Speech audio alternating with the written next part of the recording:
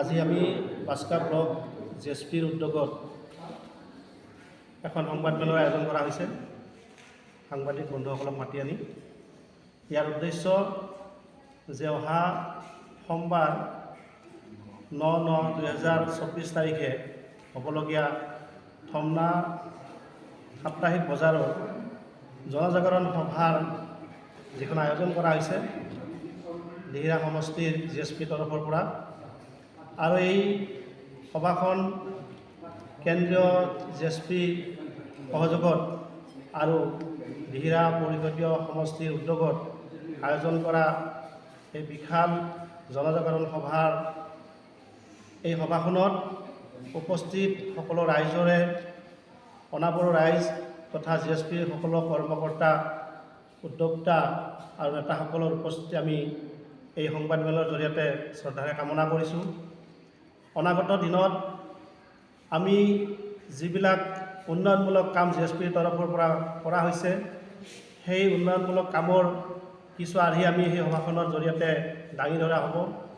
এই সভাখনত উপস্থিত থাকিব আমাৰ কোকৰাঝাৰ সমষ্টিৰ প্ৰাক্তন সাংসদ নৱকুমাৰ শৰণীয়া ডাঙৰীয়া আৰু গণসুৰক্ষা পাৰ্টীৰ 23 নং দিহিৰা সমষ্টিৰ প্ৰাক্তন EM তথা বৰ্তমানৰ MCL সন্মানীয় ঘনশ্যাম দাস ডাঙৰীয়া, কেন্দ্ৰীয় কমিটিৰ বিষয়ববীয়াসকল থাকিব।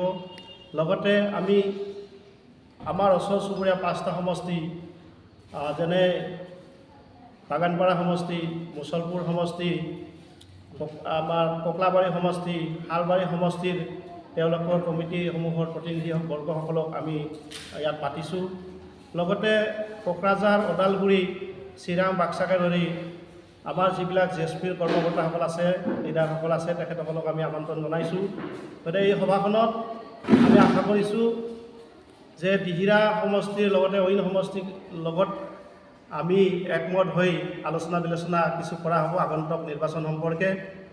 গতিকে আমি আশা কৰিছোঁ এই চেগতে যে আজি চাওক, যি অবড়ো জাতিৰ কাৰণে এটা সময়ত আমি সংগ্ৰাম কৰিছিলোঁ আৰু সংগ্ৰামৰ নেতৃত্বতেই আজি জেএছপি দল গঠন কৰা হৈছিল। আৰু জেএছপি দলৰ লক্ষ্য উদ্দেশ্য এটাই যে এই লক্ষ্য উদ্দেশ্য এনেধৰণৰ যে BTADত বাস কৰা আজি 22-24 লাখ মানুহৰ সুৰক্ষিতৰ স্বাৰ্থত আমি ৰাজনৈতিকভাৱে মাত মাতি যোৱাৰ কাৰণে, আমি ৰাজনৈতিকভাৱে অধিকাৰ লোৱাৰ কাৰণে আমি অনাবৰণ সংগঠনৰ তৰফৰ পৰাই আমি এটা ৰাজনৈতিক দল গঠন কৰিছিলোঁ। আৰু এই ৰাজনৈতিক দল গঠন কৰিয়ে যোৱা নিৰ্বাচনসমূহত আমাৰ যদিও পৰাজিত হৈছিল, তথাপিও আমাৰ ৰাইজখিনিয়ে আজিও একত্ৰিত হোৱাৰ কাৰণে আমাক আহ্বান জনাইছে।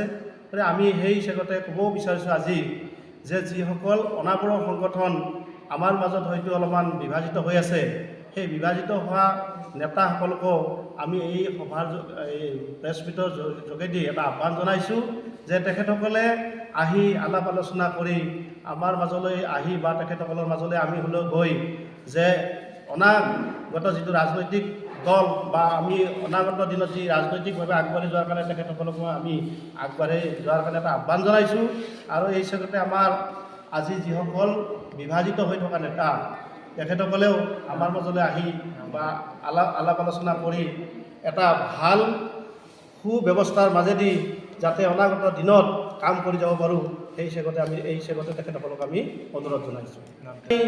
এই চেগতে আমি অনুৰোধ জনাম যে 2011 চনৰ পৰা সংগ্ৰামৰ লগত ওতঃপ্ৰোতভাৱে জড়িত হৈ আছে অবড়ো সংগঠনৰ নেতা মাননীয় শ্ৰী যোগেশ্বৰ কলিতা ডাঙৰীয়া, আৰু এই চেগতে আমি BTADৰ অবড়ো সুৰক্ষা সমিতিত কাম কৰি অহা নেতা মাননীয় শ্ৰী জন দাস ডাঙৰীয়া, মাননীয় শ্ৰী আমাৰ ললিত হেমব্ৰম ডাঙৰীয়া, মাধৱ ৰাজবংশী ডাঙৰীয়া আৰু অন্যান্য যিসকল নেতাসকল আছে, তেখেতসকলক আমি এই চেগতে আলাপ আলোচনা কৰি আমাৰ মাজলৈ আহি একত্ৰিত হৈ কাম কৰি যোৱাৰ কাৰণে আমি আহ্বান জনাইছোঁ।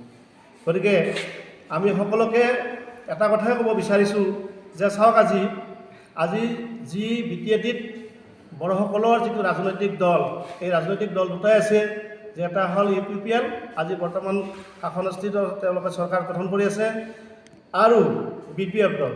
গতিকে BPF দল আৰু UPPL দলৰ মাজত কিছু হ'লেও বুজা পৰা হৈ আহিছে। গতিকে তেখেতসকলে জাতিৰ স্বাৰ্থত যদি বুজা পৰা হৈ একত্ৰিত হোৱাৰ দিশত যদি আগবাঢ়িব পাৰে তেনেহ'লে 22 লাখ মানুহৰ কাৰণে আমাৰ যিবিলাক ভাতৃ সংগঠনবিলাক আছে তেখেতসকলৰ নিশ্চয় একত্ৰিত হ'ব পাৰিব বা আগবাঢ়ি যোৱাৰ কাৰণে আশা কৰিছোঁ। গতিকে আজি সেইকাৰণে আমি অনুৰোধ জনাইছোঁ এই সভাখনত সকলোৱে আহক, সকলোকে আমি নিমন্ত্ৰণ দিম, সেই নিমন্ত্ৰণতে ৰক্ষা কৰিব বুলি আমি আশা কৰোঁ। এই ক্ষেত্ৰত আজি যদি কেন্দ্ৰীয় কমিটিৰ আজি আমাৰ মুৰব্বী যে নৱকুমাৰ শৰণে ডাঙৰীয়া প্ৰাক্তন সাংসদ তেখেতে ৰাজনৈতিক স্বাৰ্থত হয়তো কোনোবা দলৰ লগত BPF দলৰে হওক বা কোনোবা দলৰ লগত কথা পাতি হয়তো থকাটো আমি অনুমান কৰিছোঁ বা পাতিছে। ঠিক আছে, এই ক্ষেত্ৰত আমি ক'ব বিচাৰিছোঁ যদি হাইকমাণ্ডসকলে কোনোবা ৰাজনৈতিক দলৰ লগত কথা পাতে চৰকাৰ গঠন কৰাৰ ক্ষেত্ৰত সহযোগিতা কৰাৰ ক্ষেত্ৰত তেনেহ'লে আমাৰ দলে নিশ্চয় মানি লোৱাৰ কাৰণে আমি আগবাঢ়ি যাম। অনুৰোধ ৰক্ষা কৰি তেখেতসকলে কৈছে যে ঠিক আছে, এই সভাখন দিহিৰা সমষ্টিতে আপোনালোকে নিমন্ত্ৰণ কৰক বা এই সভাখন অনুষ্ঠিত কৰক। গতিকে সেই ক্ষেত্ৰতে অহা সোমবাৰে আমি এই সভাখন অনুষ্ঠিত কৰিছোঁ। ইয়াত আশা কৰিছোঁ যথেষ্ট অবড়ো ৰাইজ বা GSP দলৰ কৰ্মকৰ্তাসকলে ইয়াত উপস্থিত আহিব আৰু এই সভাখন সাফল্যমণ্ডিত কৰি তুলিব বুলি আমি আশা কৰিছোঁ। আমি সংবাদ মাধ্যমক অনুৰোধ জনাম যে আজিৰ যি সংবাদ মাধ্যমৰ উপস্থিত থকা সংবাদ বন্ধুসকলক আপোনালোকে যাতে আমাৰ এই GSP দলৰ যিবিলাক প্ৰচাৰ মাধ্যম যিবিলাক বাতৰি আপোনালোকে সুচাৰুৰূপে মানে প্ৰচাৰ কৰক, তাক লৈ আমি আপোনালোকক এটা অনুৰোধ জনাইছোঁ আৰু আমি আপোনালোকক ধন্যবাদো জনাইছোঁ যে আজি যোৱা দিনবোৰতো যথেষ্টভাৱে আপোনালোকে আমাক সহায় কৰি আহিছে, যথেষ্টভাৱে আমাৰ নিউজবিলাক প্ৰচাৰ কৰি আহিছে। গতিকে সেই হিচাপতে আজিও আপোনালোকে আমাৰ নিউজ ভাল ধৰণে প্ৰচাৰ কৰিবলৈ আমি GSPৰ তৰফৰ পৰা আশা কৰিছোঁ।